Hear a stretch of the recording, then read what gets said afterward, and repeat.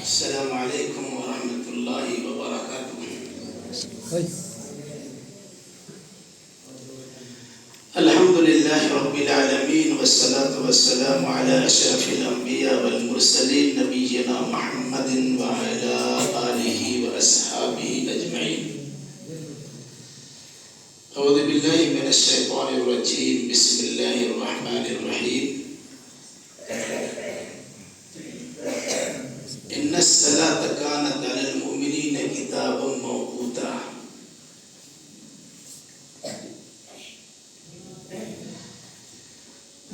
مختصر حمد و ثناء کے بعد، یعنی اللہ کی تعریف اور اللہ کے نبی صلی اللہ علیہ وسلم پر درود و سلام بھیجنے کے بعد قرآن مجید کی ایک آیت کریمہ پڑھی گئی ہے، جس کا مطلب یہ ہے کہ یقیناً نماز مومنوں پر مقررہ وقت میں فرض کی گئی ہے۔ یعنی نماز کو وقت پر پڑھنا ہر بالغ مسلمان مرد و عورت پر فرض اور لازم ہے۔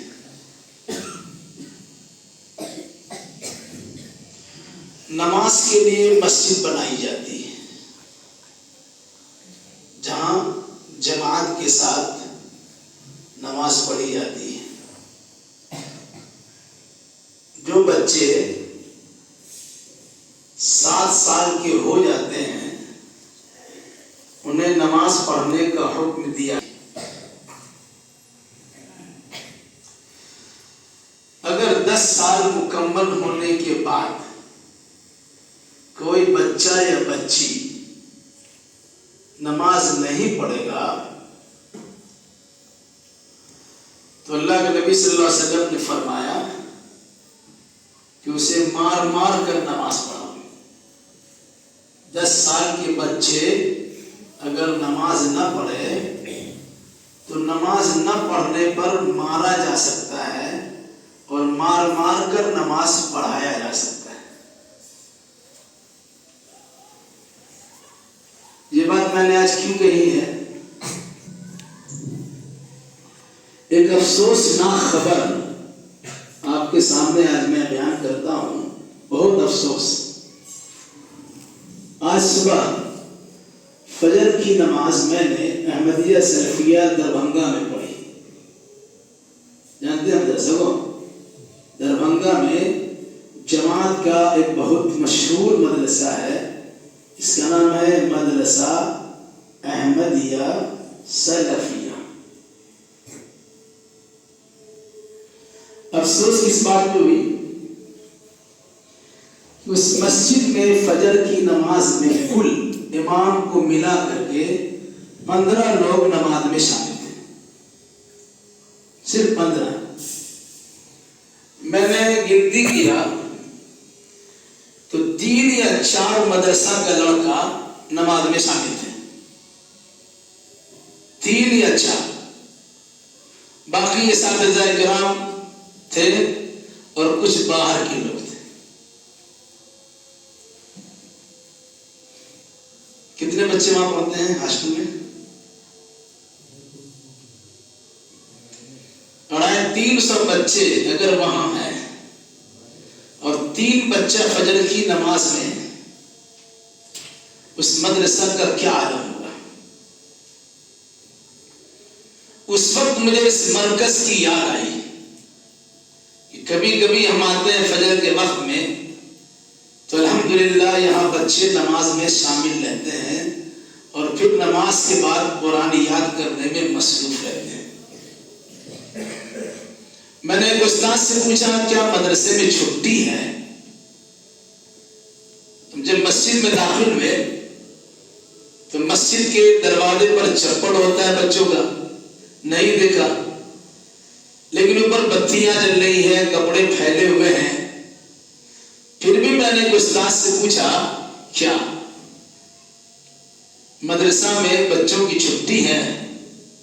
انہوں نے کہا چھٹی تو نہیں ہے، ہم نے کہا بچے دکھائی نہیں دیتے ہیں، بولے سردی ہوگی اس وجہ سے نہیں دکھائی دی۔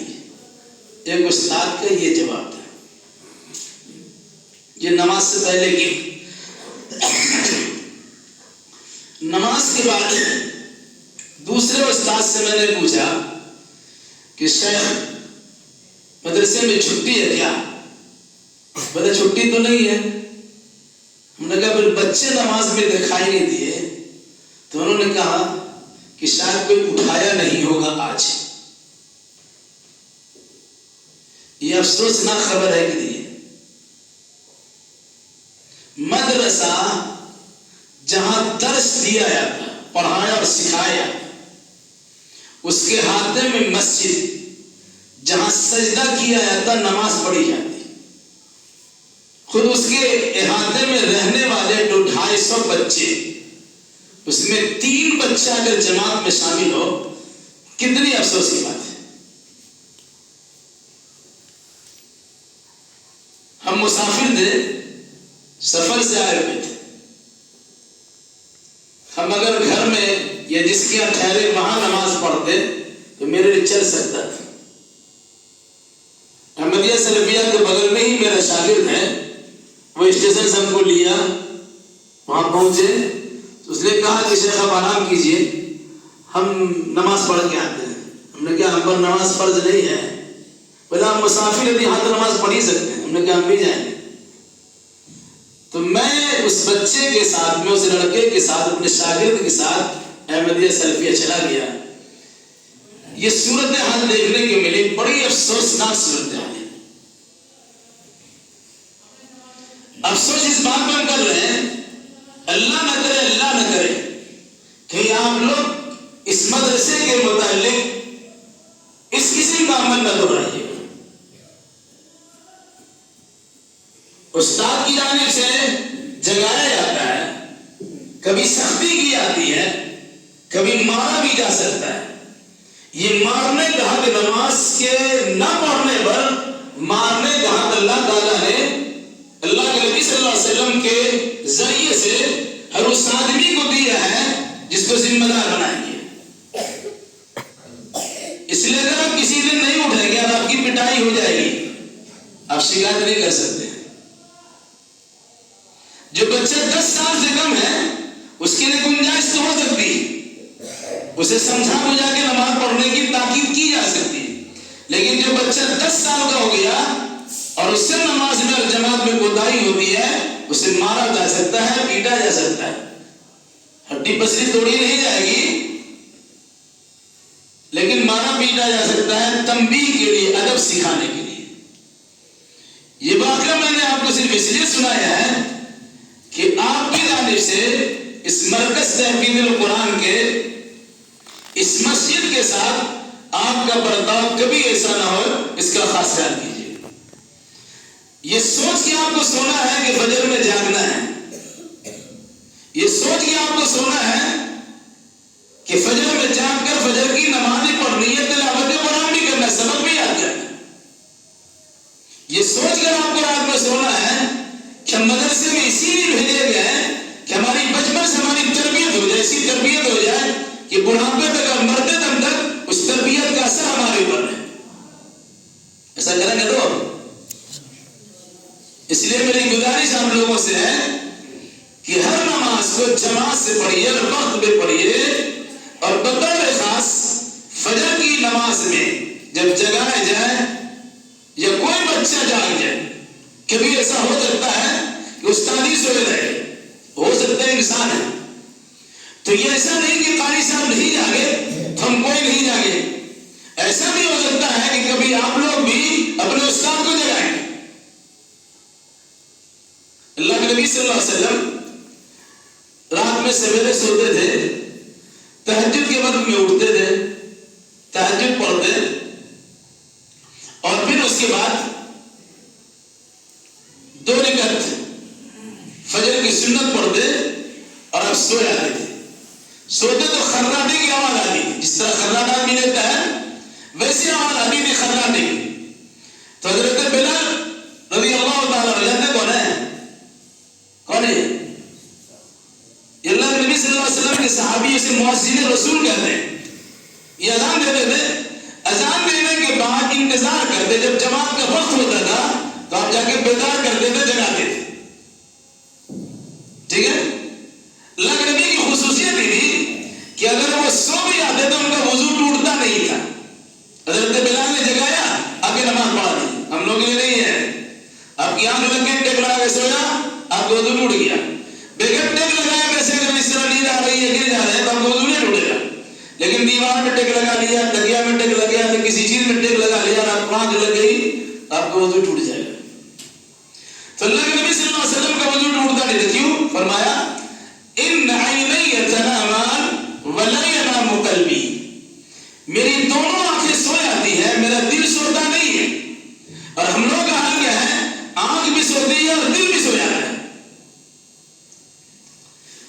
تو حضرت بلال آپ کو جگاتے تھے. مطلب کیا ہوا کہ اگر قاری صاحب یا استاد جی یا معلم سوئے رہے کسی وجہ سے تو آپ اسے جگا سکتے ہیں. اگر کوئی بچہ جاگ گیا, نماز کا ٹائم ہو گیا, اپنے روم کے سارے بچوں کو جگائے. بلکہ بڑے بچوں کی ذمہ داری ہے کہ استاد کے کام ذرا آسان کرے اور ہر کمرے میں دستک دے, دروازہ کھٹکھٹائے, نماز سے پہلے لوگوں کو بلائے. اب بلائے گا ایکسٹرا ثواب آپ کو مل جائے گا. ہے سمجھ میں؟ تو اٹھنے کا انتظام کہ اٹھائیں گے تبھی اٹھیں گے نہیں. آپ اٹھ گئے, اذان کی آواز سنا آپ نے, اٹھ گئے, اپنے ساتھی کو اٹھا لیجیے.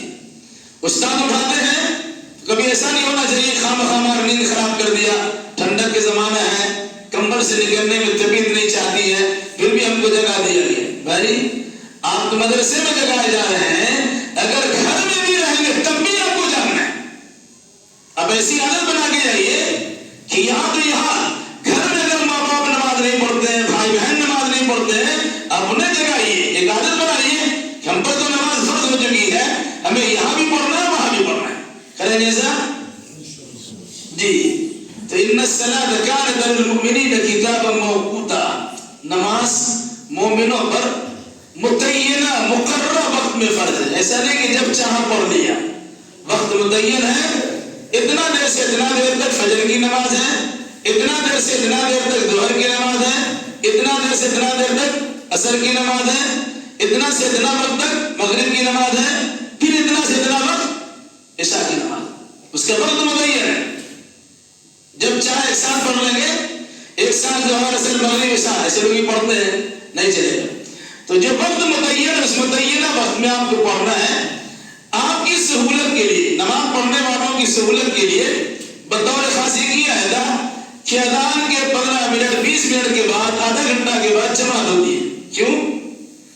عام وقتوں میں 15 منٹ ہے, اور خاص طور سے اکثر و بیشتر جگہ پر فجر کے وقت میں کم از کم 20 منٹ یا آدھا گھنٹہ کا وقت دیا ہے. وجہ, آدمی سو کے اٹھا ہے, باتھ روم میں آئے گا, پیشاب پخانے کے لیے جائے گا, دیر لگ سکتی ہے, اس مناسبت سے وہاں تھوڑی سی تاخیر ہوتی ہے. تو ہر آدمی یہ سوچے کہ ہمیں پہلے اٹھنا ہے اور اپنے ساتھیوں کو اٹھانا بھی.